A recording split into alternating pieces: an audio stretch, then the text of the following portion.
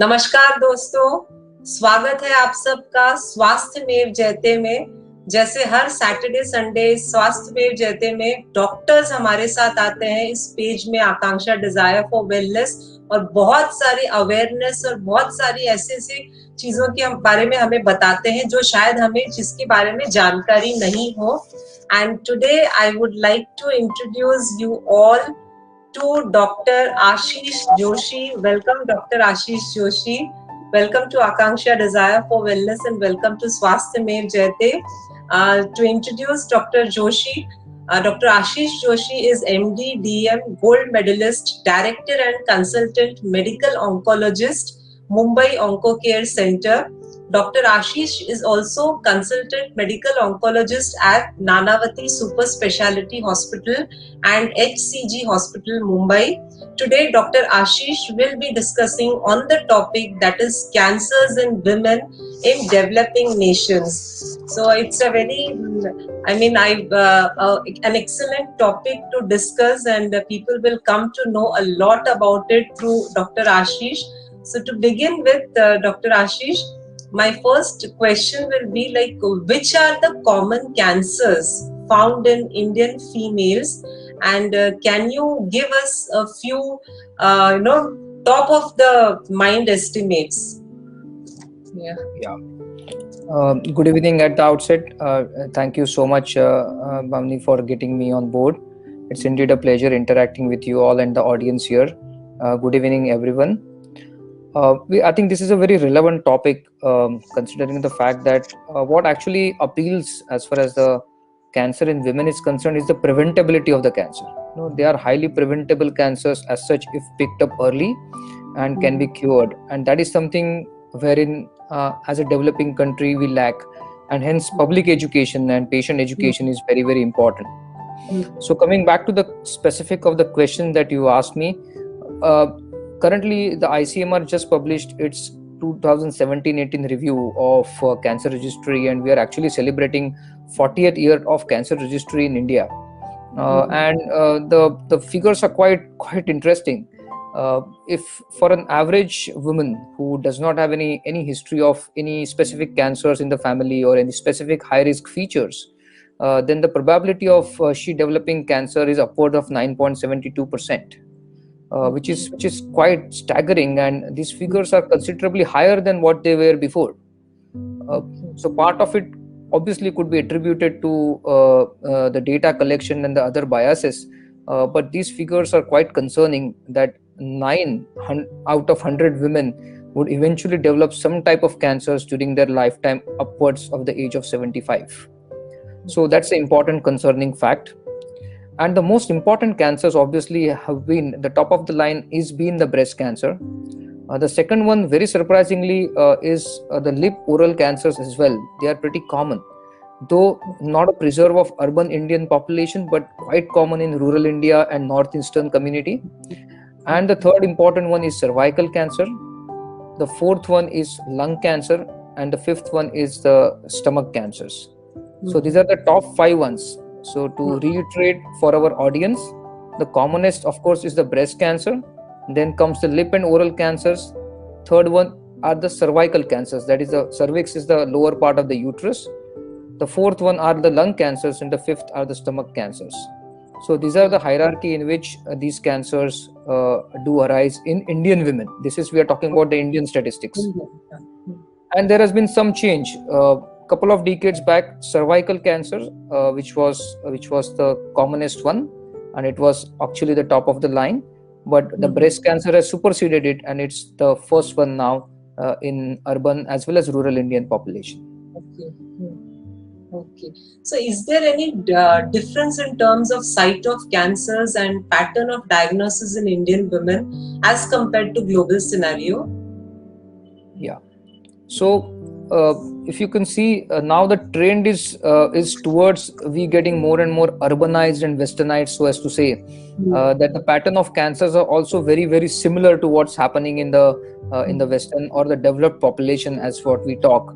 And as I had mentioned to you here, that cervical cancer was actually the top of the cancer, say around a decade back. But because of the improved hygiene in terms of vaginal hygiene and the preventability, also the introduction of the cervical cancer vaccine, the things have actually improved from that angle. But breast cancer now, if you could see breast cancer, and we will obviously discuss the reasons that a common woman needs to understand, is that it is going more towards the western side because of the lifestyle change, the early menarche, the late menopause, obesity, and so on and so forth, which we could discuss. So the trend is going very much towards what the Western literature is, and in fact now these 5 top cancers which we see are actually what also is seen in the Western population. So we are actually catching up in terms of the type of cancers which they are there. But in terms of if you ask me the second question, which is the stage and the way they present, then there is a dramatic difference. There is a yawning gap between what Indian women present when they come to an oncologist vis-a-vis that happened in the developed world, because number one is that the public education is so robust there that people are aware about the cancer and the preventability, and hence many of these women are caught up in a very, very early stage. Whereas in India, we would see alarmingly large number of patients who come in a very advanced stage of the disease, and that's been the pain point for all of us who treat these patients. Okay. So, what factors specific to India do you think make Indian women susceptible to these cancers? Yeah. So, obviously, as I mentioned to you, public education, awareness, there are so many social stigmas which is associated with this disease. Sometimes some more of a paternalistic attitude of Indian socio-cultural design, as what we can call them, would actually make women come very late to an oncologist, or they do not are not in a shape to present their symptoms early. Number one, because they are unaware of what they are looking at, and B, obviously of the social reserves that we have as far as this disease is concerned. The second primarily is obviously the fact that screening. Now, how many of Indian women do actually undergo mammography? Now, mammography is such an important investigation to pick up breast cancer early. And if you see the recent data from various centers which have come across India, then the mammography cover is just to the tune of 2 to 3% for a deserving population. So, whereas that cover is upwards of 70 to 80% in the Western counterparts. So you could imagine the kind of gaps or chasm or the gulf which exists between the screening strategies which are there in Indian population vis-a-vis in the Western counterpart, and that's been the pain point for all of us. I think, Dr. Joshi, like in India, people like women are still not aware that the mammography has to be done, occasionally, or even if something is not wrong, at least that can be done. I think people are not aware of that, and they are scared also. Being a woman, I also feel, maybe even the educated mass, they are not willing to go, so that can be one of the reasons, as you said. So, but then moving on to the next question, like, we often hear in many awareness campaigns that early diagnosis is a key to cure. So how much is this true? Yes. So I think this has got a huge impact. It's absolutely the massive impact on the way a cancer would be cured. So early diagnosis is the key, because as you know that as we advance in the cancer staging when it comes to the diagnosis, then the probability of the cure dwindles. And just to give you a fair example, if suppose let's say we have a patient with a breast cancer who is diagnosed in stage 1, then the curability is upwards of 90-95%. Whereas if she comes in the stage 3 or 4, then the curability goes down to less than 20%. So that's how the statistics are, and that's how the difference is yawning. Okay. So, and do you think that the patriarchal structure of Indian society that hinders the health issues of women in India? Oh yes, it is a very important. So see, cancer is a very clandestine disease typically for all Indian women, and particularly in the rural population. The things actually are changing in the urban India. But having said so, even in urban middle and higher middle class population of Indian community, still the penetrance of awareness is very, very poor.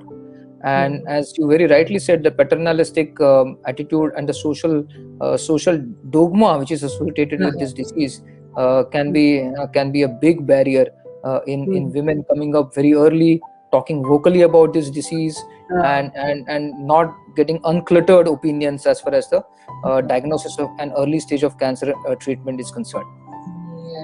So can you quote any relevant example in oncology if you can? Yeah, so typically if you could see breast cancer for example, it's a typically a painless breast lump, which many people are not aware of, because typically cancer is associated with pain, but a breast cancer lump is typically painless. And then women probably feel that, oh, it's just a small lump which was there. I thought it's just a sort of a fibroid or infection, and it was not bothering me at all. And then I thought, how could I just come up with something like that? I have a breast lump, and what do I do? So they just sit on it for months, years, and then by the time it is actually become symptomatic, maybe in terms of pain or a spread anywhere else. That is a time when they actually start feeling the heat of it, and by the time they reach to a doctor, then the diagnosis is actually quite delayed. Okay. So like since you have been practicing cancer medicine for over a decade, so can you tell our viewers that what periodic developments in cancer treatment have happened over a decade?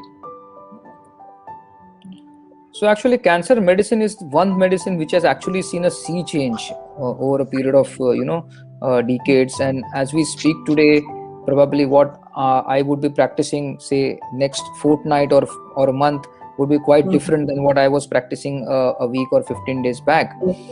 The point which I'm trying to highlight upon is that it's a very, very evolving and a developing science. And what we've probably understood is the way the cancer behaves, the way the cancer develops in an individual patient, why it develops, and why an individual patient is different from a cancer patient with suffering from a cancer A versus the same cancer in a patient B is very, very different. So what typically we call in a scientific parlance is the biology of the disease. That means the personality of the cancer is what we are trying to understand, and probably the science has evolved a great way in understanding the personality of the cancer traits, and that's how the science is changing. And hence this obviously would have an impact both on the prevention of the cancer and the treatment of the cancer both.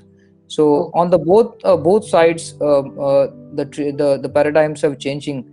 But most primarily coming back and again re-highlighting the same fact that the prevention is still very, very, very important, and that's where the public education is the key.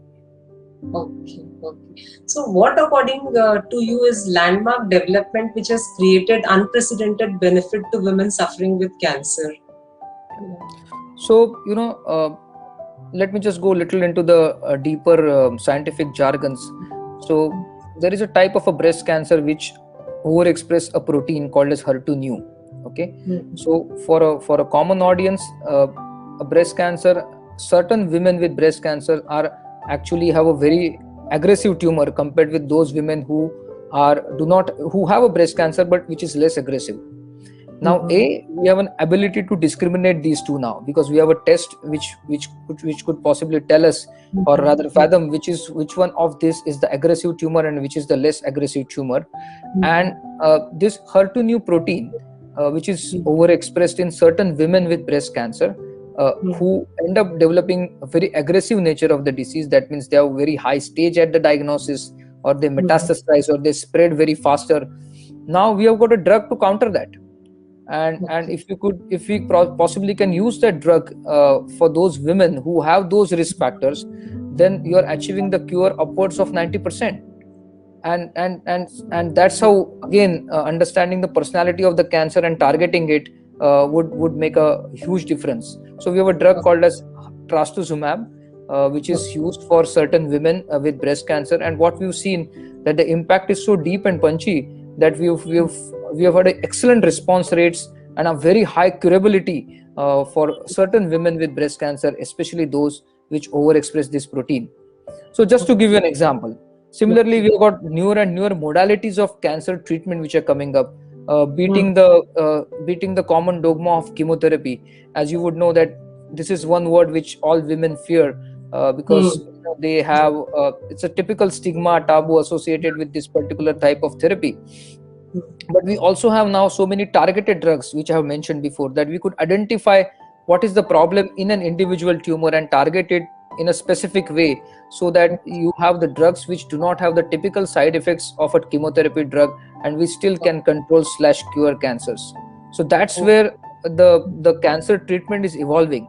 It is becoming more and more personalized rather than one size fit all approach, wherein you give one combination of cocktail of chemotherapy to an individual patient. It's not like that. Now we try to discern the personality of a tumor and try to target it in an individual patient so as to get the massive outcome with a lesser side effects. Okay. So can you tell us on the strategies of Government of India to treat masses with cancers, and do these government initiatives have any limitations as well? So as we know that India is a very plural society, very typically called as that, view people coming from various strata, various flavors, various socio-cultural, political, geographical backgrounds. So I think the efforts have to be from the all sides, from the all stakeholders which are involved in the cancer caregivers. And obviously Government of India and the states are doing wonderful efforts to provide cancer care in various forms. As you know, most of the tertiary cancer centers are apex centers which are managed by our government. ICMR is Indian Council of Medical Research, has got a dedicated national cancer program which is going, which goes right up to the lanes, bylanes of urban India as well as rural villages, wherein a cancer awareness is made through various governmental as well as non-governmental organization to highlight the public education and making people aware about this particular disease. There are lots of mammography camps, cervical cancer screening camps which have been conducted across. So these are the various initiatives in terms of preventive strategy, and also lots of private practice players, be it private sector, corporate hospitals, or individual doctors, in their capacity are also helping the audience to come and understand the enormity of the problem that Indian population right now faces, and that is very, very important. So recent ICMR data which possibly tells us that 42% of the women in above the age of 18 are physically inactive, and the lifestyle which is supposed to be there as an ideal lifestyle or utopian lifestyle is lacking in more than 92% of the women. So this is where we are. So I think lifestyle change is somewhere where we have to contribute. And coming back to your question, so both government, non-governmental organization, and the private players as well as public education platforms are actually making people aware that this is an important problem. This is now, in fact, cancer is a problem of a developing nation, which was typically a preserve of a developed countries. But I think India is now going through the as we fight COVID-19 pandemic, probably we are looking at a endemic problems of cancer, which is a very important non-communicable disease, and that's where we need to probably be very, very active. Yeah, so rightly said, the lifestyle management is very important. Nowadays we find that the younger, any age group people, they're not taking care of their health, not doing the activities which has to be done to burn their calories. So I am moving on to the next question. I read somewhere about the community oncologist. So just to understand what it is, can you please tell us what exactly it is? Yeah. So basically, community oncologists, see, all of us are community oncologists. So, so as a medical professional, we are a part of a large pattern of population where we stay, where we live, where we interact. But coming to a specific concept of a community oncologist in terms of oncology care providers, is that typically up until now, oncology was always a preserve of institutes. Let's say, for example, we have a Tata Memorial Hospital in Mumbai, we have a AIIMS in Delhi, wherein most of the treatment was, and the cancer care was actually equivalent to those institutes, and they are still doing a phenomenally great job. But what happens is, especially in urban Indian situation, is that the travel time, the turnaround time, because these centers are actually have their limitations in terms of reaching to the population. And also we would now want a quality of cancer care at the doorsteps. That is the important requirement of a large number of urban population, because travel time and the cost and the time of not only the patient but also the caregivers is very, very important. So a community oncology, probably you would say, are the group of people, both be a private hospitals or a individual doctors, who cater to various masses of population and treat the cancer in the lanes and bylanes of cities and towns, and you would also talk in certain bigger villages, as we would call them. So that's where the community oncology stems from. We also have various national cancer registry, as well as national cancer hospitals, which are approved by Government of India, which are there, but they would be more of apex centers, and for every person to reach up unto there may not be a feasibility, and hence being very proximal to the patients is very, very important. And that's where the community oncology is all about in terms of cancer care delivery. So how can a community oncologist like you make difference to patients with cancer? So as we mentioned, as I had mentioned before, that as a community oncologist, it's our responsibility not only to treat the patient, but participate in various activities of prevention and patient education, or a public education.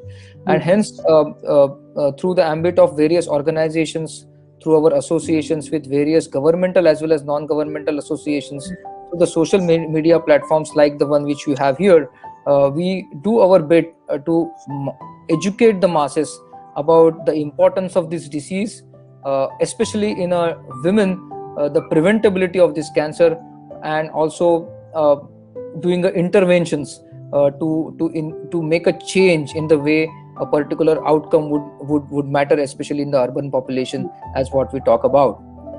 Also, in terms of treatment, since we are very proximal to where the patients usually reside, then the personalized touch is there, which is very, very important. Very, very important. For example, let's say we are talking about a disease like cancer, where there are a lot of psychological trauma which comes with the diagnosis of this disease. We sort of try to break those barriers and come very proximal to the patient, so that they are psychologically first and foremost more comfortable to go ahead with the treatment, which possibly may not be possible in an institute wherein the limitation of the time as well as the human resources there. And that is something which we've seen being happening, and that's where probably we have a large role to play as far as the treatment is concerned. Okay, so Dr. Ashish, lastly, can you tell us in brief about Mumbai Oncocare Center and your vision as a founder member, and the impact that your hospital wish to create in cancer care? So Mumbai Oncocare Center is obviously an organization which is made by doctors for patients, and it works on the principle of good doctor, good patient relationship, which has been typically was there in both rural and urban India. A few decades back, doctors were looked as a paternalistic figure, but somehow because of the so many circumstances, and we may debate it, that particular compact interaction or a proximal interaction is somewhere which is lacking, and that's where we try to rebirth it. We want to have a very proximal association with the patient. We want to have a very personalized touch with the patient. We want to deliver the optimal cancer care in an organized format, and also without compromising any quality to the patient. And that's how we have centers across Mumbai currently, and also one in Nashik, wherein we are very close to the community, so that they have a better access to the cancer care. They have appropriate or optimal diagnostic facilities, and also the appropriate guidance regarding the treatment. And that's been the ethos of Mumbai Oncocare Center, which we have been practicing for last 3 years. Okay, okay. So, Dr. Ashish, thank you so much for giving all the answers to my queries, and thanks a lot. And thank you for taking out time and coming in here. And I know you have a very busy and hectic schedule. Still, you have managed to take out time. Thank you so much. And looking forward to meet you again next time on this show, Swasthya Mein Jayate. Thank you so much. Thank you so much. Thank you. Thank you.